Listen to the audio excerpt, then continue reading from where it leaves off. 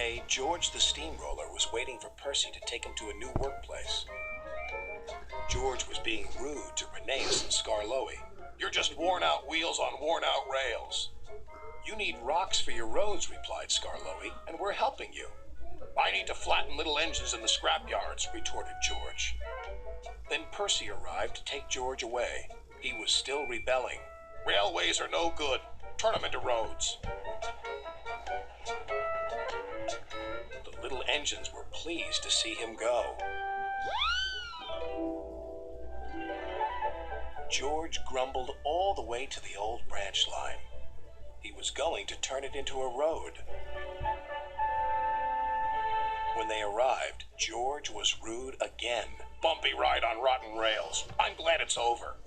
"So am I," said Percy. "Ha!" huffed George. Percy was still fuming when he met Thomas. "What's up, Percy?"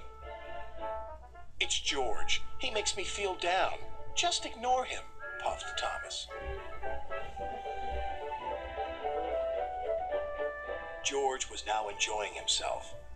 "Ripping up rails," he chortled. "What a life!" "What do you think of this, Thomas?" Thomas took no notice. George felt insulted. "You're a useless blue puffball." But Thomas didn't hear. "I'll show him who's boss." At last, the workmen reached the level crossing. "What shall we do here?" "Tear it up, tarmac it," said George. So they did, but not properly, and George knew it. Later, Thomas was traveling home on the same line. He was pulling freight cars filled with vegetables. The signalman had forgotten to warn his driver about the crossing. "That's nice. We don't need to stop," said Thomas happily. "Yes, we do," called his driver.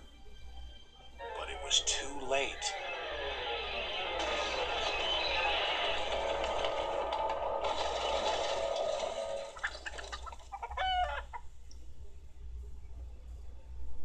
Next day, Percy told Gordon all about George.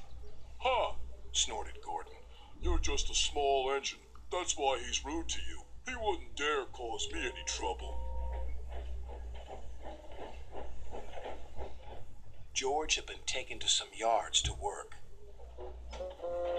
Duck arrived with a train of empty freight cars. George was blocking his way, and a car was stuck on the main line. "Let me through," demanded Duck.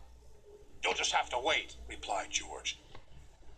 "There's no time to wait. I must clear my freight cars from the main line to let Gordon through." "Then he'll have to wait too," said George.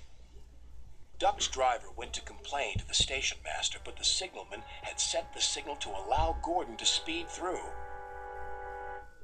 His passengers were singing his praises, and he was making express time. "I'm the greatest. Just watch me fly by." He whistled long and loud as he approached the station. Suddenly, he saw a freight car on the line ahead. "Get out of my way!" But the freight car wouldn't move until Gordon forced it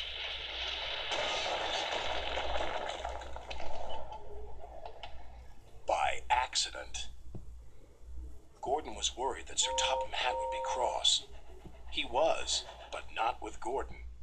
"Whoever caused this disturbance will have me to answer to." And he did, a few days later. "Look who's here," said Thomas. George had been found out by Sir Topham Hatt and punished. He looked miserable. "Now we'll get some peace at last," said Percy. "I want to get rolling again, but I've got to wait a whole week till I do." "And then you'll be just as rude as ever." "Eh, George?" "I hope not. Don't you?"